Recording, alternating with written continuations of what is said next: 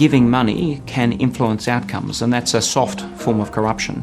It comes by way of improved access, in particular to people making key decisions that affect corporate interests, and that's something that runs counter to the most basic democratic ideals.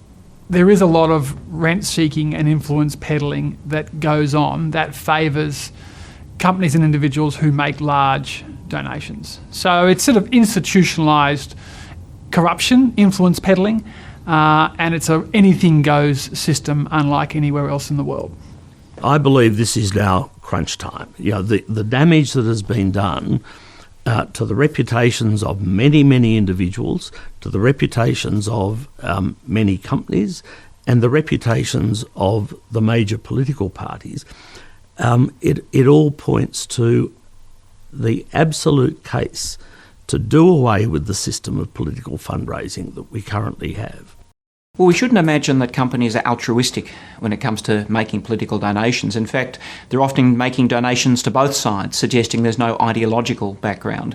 They're doing this because they're hoping for a return. They're doing it because they think their shareholders will be benefited by giving money to the political process. They're hoping that giving money will lead to outcomes. That's why they're doing it, and indeed that's one of the key problems with the current system.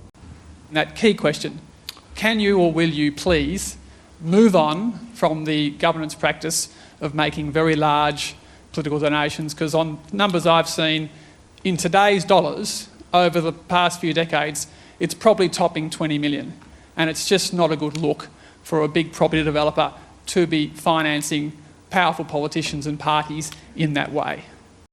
Labor also does something in Victoria called the Progressive Business Association, and that's where they collect $1,000 a head lunches and dinners, and they've milked millions out of progressive business from basically a cash for access regime where business pays, and there's not a lot of transparency on who is actually turning up to these lunches. The Labor Party is a wholly owned subsidiary of quite wealthy unions, which are their primary source of funding and lead to some perverse power for the unions. So I just think it's too sectionalised and concentrated in that power bought by the unions, and it should be open to other people to influence the Labor Party, not just one narrow sectional interest.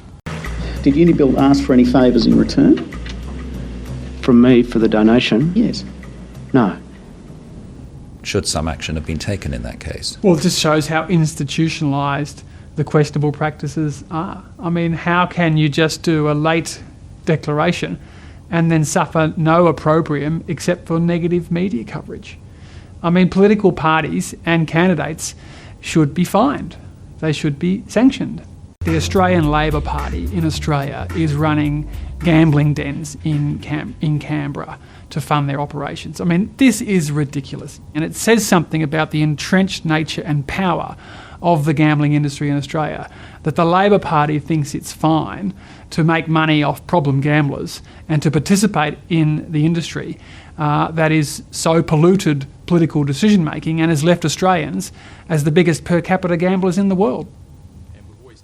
Voters want donations to be disclosed openly and transparently, but that doesn't happen.